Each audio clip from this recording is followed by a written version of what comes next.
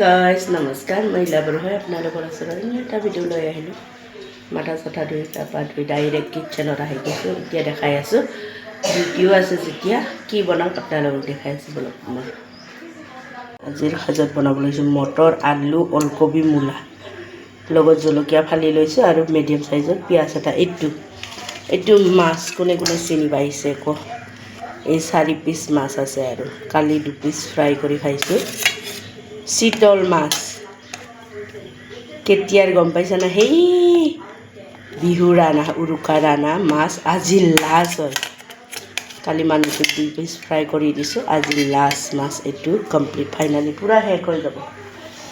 এইটো আজি বনাম এতিয়া আলু মূলা বিলাহী এনেকুৱা মটৰ দি কেনে বনাম অলৰেডি ফালে কেৰাহী বহাই দিছোঁ কালি ৰাতি মাছ ভাজা কেৰাহীটোৱে বহাই দিছোঁ ইয়াতেই বনাম ইফালে গ্ৰীণ টি 1 কাপ বনাই লৈছোঁ খোৱাৰ কাৰণে গা ধুই উঠিয়ে পূৰা ডাইৰেক্ট কিটচেন মাছটো মই হাফ ফ্ৰাই কৰি ল'ম কালাৰৰ কাৰণে ৰং কৰি সোৱাদ অনুসৰি নিমখ দি দিছোঁ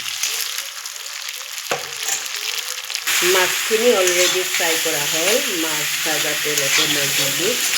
ধুনীয়াকৈ পিঁয়াজখিনি গোল্ডেন কালাৰ ভাজি লৈছোঁ লগত অকণমান পাঁচফোৰণ দি দিছোঁ এতিয়া দি দিলোঁ চব্জিখিনি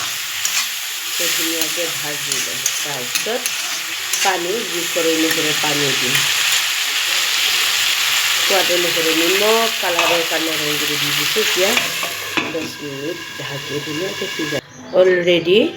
পানী দি দিলোঁ লগত মাছখিনিও দি দিলোঁ লগত কণী এটা দি দিছোঁ